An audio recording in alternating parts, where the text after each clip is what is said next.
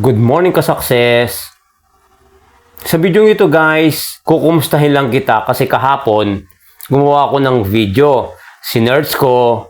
So yung na-search ko, ginawa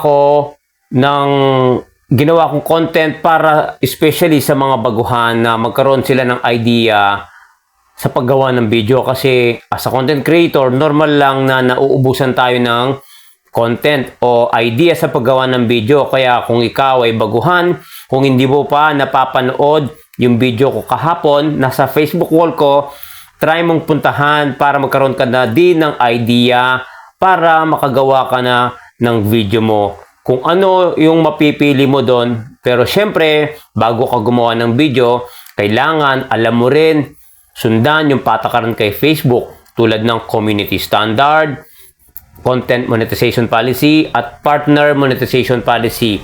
So maraming salamat ka-success. Puntahan mo na yon, yung ginawa kong video kahapon, para makapili ka na ng topic mo na pwede mong gawing video mo. Maraming salamat ka-success at see you sa mga susunod nating mga video. Bye-bye and God bless po. Thank you.